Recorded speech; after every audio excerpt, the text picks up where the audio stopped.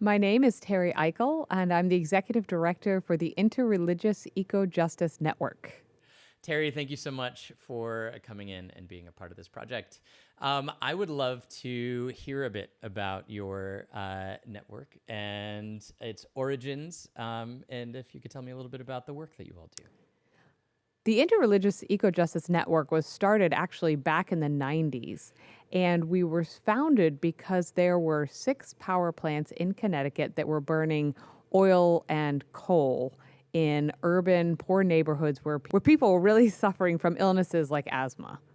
The asthma rates in Connecticut were sky high at that time, and it really raised the issue that this was not just an environmental and a health concern, but also a moral concern as well. And so the Interreligious Eco-Justice Network started organizing religious communities in Connecticut around the moral and theological basis for addressing these environmental hazards. How, when you started doing this work and when the network kind of started to, got its roots at that point, how did you find, what the organizing within different religious networks in the state, was that something that kind of took a fair bit of work to get off the ground, or was it connections that made sense and kind of worked well with the work that you're doing right off the bat? Bringing the concept of environment to religious communities was really brand new at the time. It was being done in some spaces in the country, but it wasn't being done in Connecticut. And so one of our challenges was to sort of help the religious communities that we were working with connect the work they were already doing in their house of worship with their communities with these environmental concerns. And working on an interfaith basis was also a new concept in this world, in our work. Working on an interfaith basis was a new concept in this work. We were the first statewide interfaith environmental group in the country. And so we were the first ones to really look at how do we all live together on this planet in concert, and understanding that the resources are not something to be plundered and wasted, and that the world should not be polluted, but that we should be able to use these resources wisely and well with enough for all. And that we should be able to address these environmental concerns and connect it back to the work the House of Worship is already doing. People of faith are actually the largest group of individual givers in times of extreme weather disaster. Religious communities have fellowship funds where they help people pay their utility bills and that sort of basic living expense. If you're sick, religious communities are a place where you can turn to for support, for funding, for prayer. So we are already doing this work, but it's reactive. And so part of what IREJN does is to help religious communities address it from the root, and looking at how do you use energy in your building, in your home? Where does that energy come from? How are you dealing with waste? Do you compost? Do you recycle? It's cool. It is, on one hand, given that, religion is one of the things that, it is not polite to talk about in some variety of public circles. Like, I suppose it's not surprising on that aspect. But on the other hand, it's kind of wild that, that you all were the first interfaith environmental, I might be saying it wrong, but outreach group, statewide. And that was it wasn't until the 90s. It's wild that it was not till the 90s that began. It's surprising that it took this long for the religious community to understand that the environment is a concern. But now there are many religious communities that are deeply concerned and deeply active on the issue, which is amazing. And they've taken terrific steps on a variety of environmental issues. Yeah, can you talk a little bit about how that picture overall has changed, and maybe examples if there are, but just over the 20 plus years since you all began and that you've been doing this work? Well, one of the things we first did was help organize these religious communities around these issues with these power plants. Yeah. And it was a 4-year legislative battle, but eventually the Coalition for Clean Air, as it was called at the time, won, and the power plants were brought up to modern emission standards. moving forward after that, we started talking to houses of worship and religious communities about their own, sort of institutional within their congregational building, their own energy use, and then within their parishioners as well. We started a program called This Old House of Worship that ran for several years, and now we've actually moved into working with the current programs available through Energize Connecticut that are applicable for houses of worship. And so over the past couple years, hundreds of houses of worship have reduced their energy use, which also reduces their energy bills, and it helps them reduce the emissions that come from their building and their carbon emissions overall. So it really has an impact, and it builds. One specific story that I love to tell is about Temple B'nai Israel in Willimantic. And Temple B'nai Israel has this beautiful mid-century synagogue, and houses of worship overall are beautiful historic buildings. We see them, we know them. You'll use them as a landmark, drive by the church with the green doors.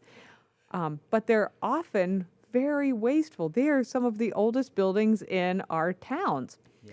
Temple B'nai Israel is a beautiful mid-century synagogue in Willimantic. It is a smaller congregation, but they have the bug. And they have always been very supportive of environmental concerns. I mean, environmental concerns in Judaism is throughout the religion. They have a couple of holidays, including one coming up called Sukkot, that has environmental themes. In 2024, they started with a lighting project through Energize CT and Eversource's project, and then they got really, really excited. Once their roof needed to be fixed, they fixed the roof, they've electrified their heating system, and they're adding in an enormous solar array that is going to produce a tremendous amount of electricity for them. I think it's 147% of their electric use. It's fantastic. And so Temple B'nai Israel in Willimantic, to me, is a great example of what can be done when a religious community really combines and undergirds their work with their faith. Because they did this for lots of financial and comfort reasons, but the core reason for doing this work was the theological basis that they find in their faith. It sounds fantastic. Can you look back am I correct in that you had a hand in the formation of the network? That's correct, yeah? I helped found the Interreligious Eco-Justice Network. I was the soprano soloist at First Baptist Church of West Hartford, and the pastor at that time, Reverend Tom Carr, got up and said, some of us are concerned about the environment, and we want to talk about it. We want to see what our faith has to say about it. And I had just read this article 3 days prior about these power plants. And I had thought to myself, oh yeah, this is exactly what we should do. This is a moral concern. These people, these kids, these older folks, they're suffering with all these different respiratory related illnesses. And in the 90s, people were really talking about asthma and respiratory illnesses and air pollution. They weren't really talking about climate change. So we started, and it was literally just me. I mean, this is the 90s. I hate to date myself, but it was really before lots of email or websites. So I was just calling through lists of houses of worship and introducing myself and saying, we should be involved. And I got a lot of folks that said, tell me more. This does seem terrible. A couple folks that had houses of worship in the vicinities of the power plants who said, oh yes, we're really worried about this. Some folks who said, I've never considered it, but it makes perfect sense. And some folks that said, this is not something we talk about at church. And so it was a wide range of responses, some that were very encouraging and some that were less encouraging. Yeah. But it really got us started on this outreach. How cool. Now after that initial 4 years of work on those 6 power plants, was the organization already like moving enough that it was like a clear, this is something that can, should, will continue. How can we find ways to do it? Or was it like, all right, our mission is over, but is it? I don't know. What brought it from that first round?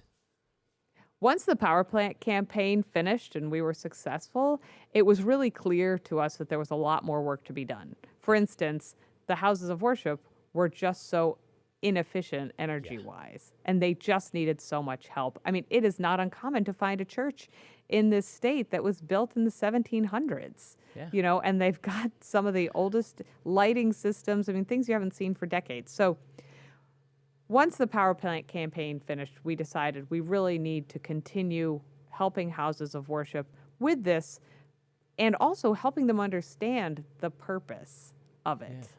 I mean, when you ask someone where they find a sense of peace, pretty much everyone will choose someplace outside. They feel peace there. Even people who are non-religious or atheist or, every faith, they choose the beach or the lake or a river or the woods or their garden, but they choose a place outside. And I think that is because there's just this innate connection to nature that pulls at something really deep inside of us. And helping, religious communities sort of understand that connection too and be able to appreciate it is something that's also very rewarding and very much a part of what we do. And it really helps them stay committed to it. Once you see nature as this manifestation of the Creator's love for humankind and for all of life on the planet, it's much easier to take care of it. Yeah. How has your involvement with the network, and I'm sorry, I'm just calling it the network. By the end of our conversation, I'd like to think that I'll have the full name totally on tap. It's a long name. But how has it impacted your personal, understanding, view of our individual and collective place within, our in our climate and changing world? Part of the reason I'm a faith-based environmentalist is that it's really a way for me to live out my faith in so many different choices every single day. So I'm never that far from my faith because even if I'm not, looking at the Bible or in church or something like that, I'm still making all these choices that are so deeply connected to it. Your involvement with the network and over these years, how has it, impacted your view of your and our place within, our natural world and climate? One of the things that I've gained from this work is understanding the way individual choices and community choices all can support policy change. Sometimes you hear from people, oh no, your individual choices, they're really meaningless. What we need is huge policy change. And we do need huge policy change, we do. But policy change comes from a wellspring of community values, and those community values are influenced by the individual choices that we make every single day. And we see that as people of faith. And people of faith have a personal journey of faith, but then they often go somewhere once a week to experience a community, and then hopefully they get together and try and bring solid values into their world. I'm definitely not advocating church and state being combined at all. I need to make sure that does not get, I don't want people to think that. But the point is, we need strong policy change, and that comes from a wellspring of community values that is represented by people making individual choices in their own lives to demonstrate that value. Yeah. Yeah. And one thing that they say is that if a nonprofit or house of worship gets solar on their roof, 80 residential solar rooftop installations will go in around the town.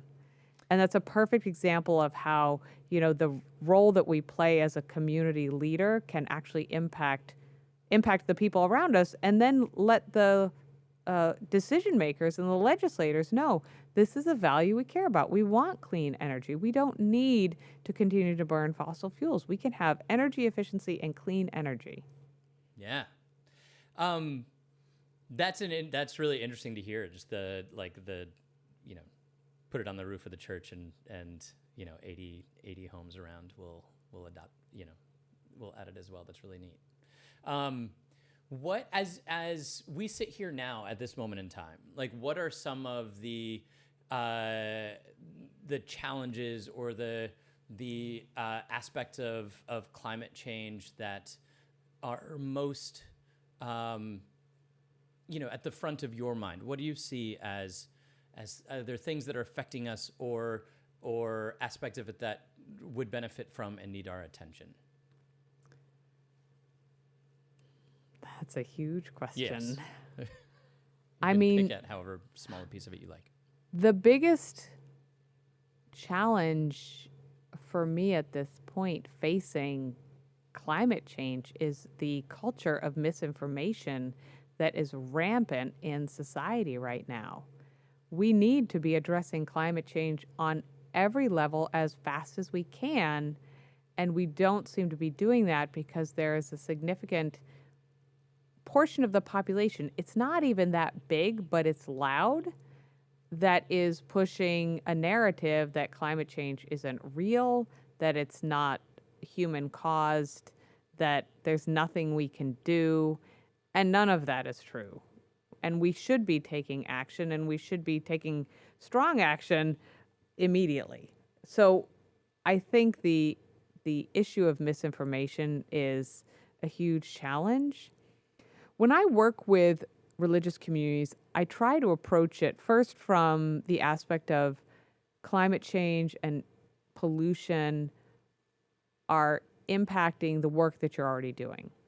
So many houses of worship, especially in urban areas, have been asked to open up as heating and cooling centers, but they can't do it because their buildings are so inefficient, they can't afford the energy bill to be able to offer that service.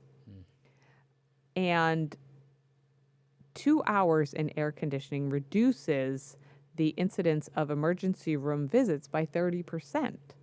So having a house of worship be able to offer that during a heat wave is very, very beneficial for the people that they are serving, many of whom live very, very close, even within walking distance of the house of worship. So I try to approach it from the way I try to approach addressing these issues from an area that they already understand. They're serving the community.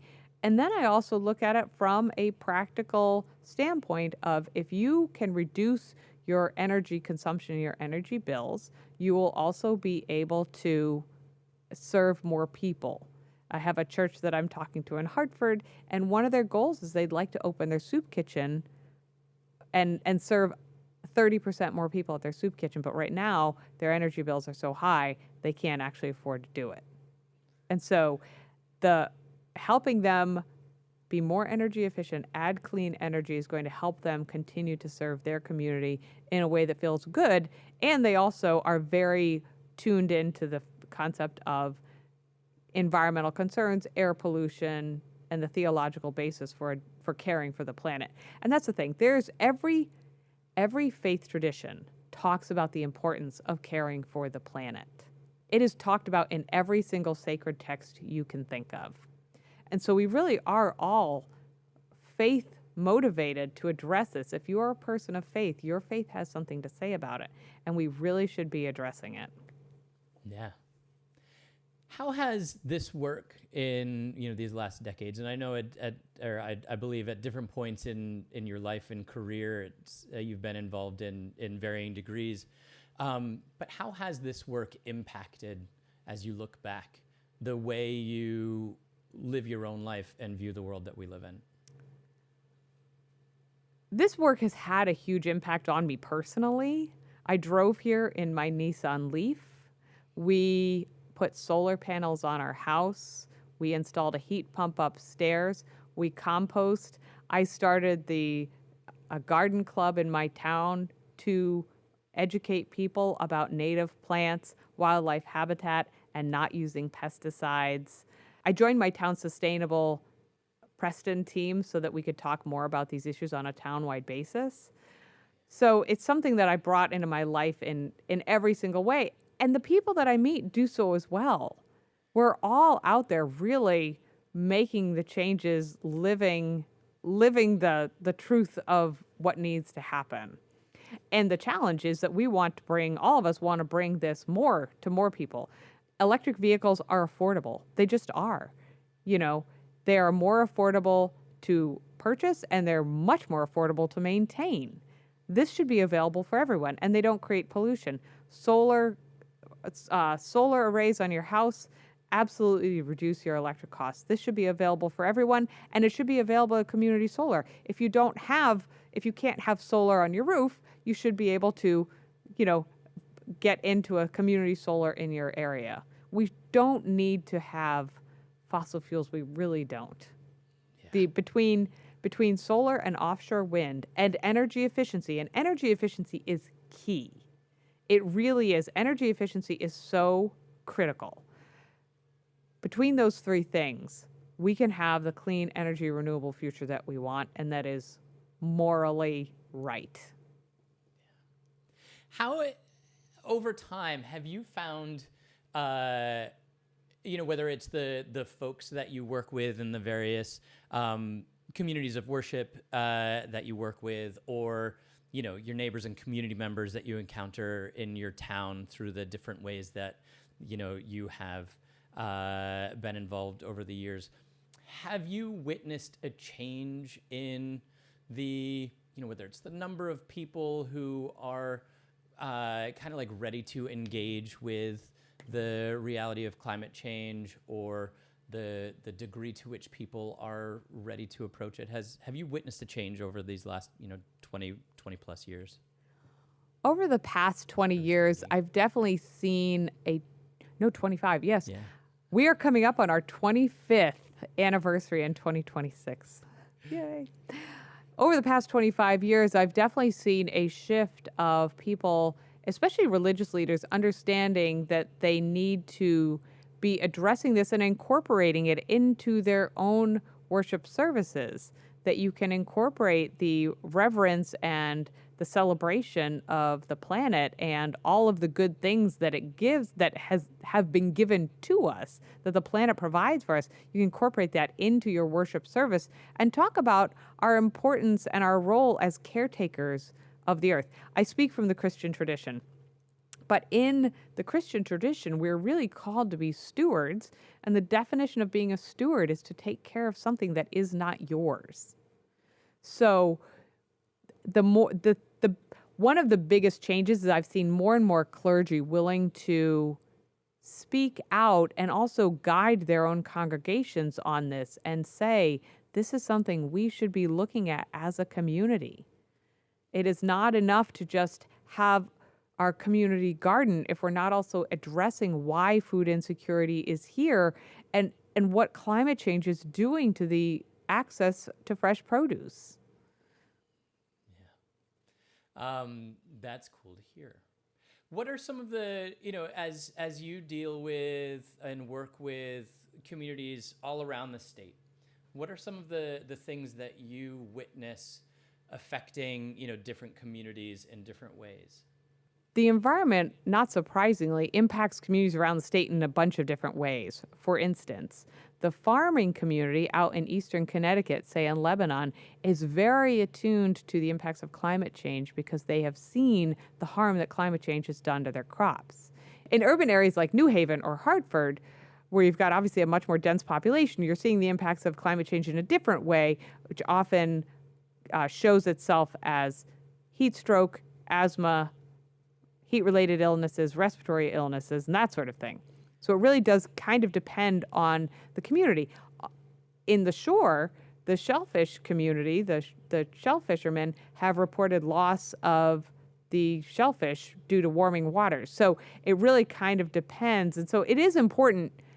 It's important to talk to communities in a way that also is relevant to what they're seeing in their area. Last year, we supported a bill that would have provided funds for farmers who lose crops due to extreme weather.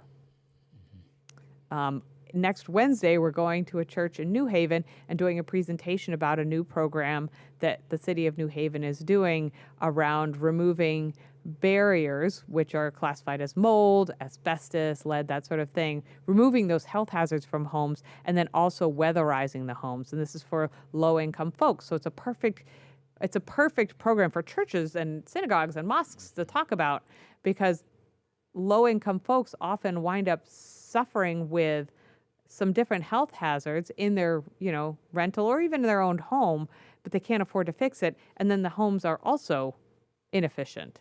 So they have health hazards and really high energy bills. Yeah. Yeah.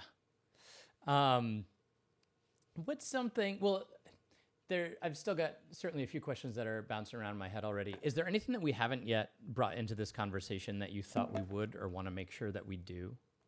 One of the things I really like about working with religious communities is helping them also see their space in a new way and being able to be a leader in the community in that way. One of the things we do is we provide resources for folks to install native plants and pollinator gardens. And that's a really small thing that you think of, okay, that's not a huge project, but it gets the kids involved, it gets the gardeners involved. We start talking about the web of life and wildlife and habitat, but also how pollinator gardens can support the wildlife even in communities where you think there might not be much. We helped North United Methodist Church in Hartford install a pollinator garden this summer. And that's a very urban setting, but they had 4 beds that had nothing in them. And they said, well, can we do a pollinator garden? And we said, sure. So it's a first step to having all 4 of those beds have native plants. And that is something, helping congregations sort of see their buildings and their spaces as that type of environmental haven is also really exciting. That is exciting. That is exciting. Whether it's the folks within a congregation that, have seen, are getting to appreciate an expanded view of how their building and their, house of worship is increasingly a part of its surrounding world. It's also, I imagine, nice in those areas for folks who aren't even a part of it to recognize it as, a more connected part of their environment rather than something that stands alone by itself. People love gardens. And honestly, whenever people ask me, what are 3 things that I should do? What can I do? And I say, well, you've got to advocate for strong policy. We've got to have good policy at the state and the federal level. And second, you need to make some choices in your own life, see what you can do to reduce your own energy use or, compost or lots of different things. And then, but the third thing I always say, plant something. Plant something. Because when you see something grow, it makes you feel better. People love flowers and they love vegetables and they just love to see things grow. It's a miracle every time it happens.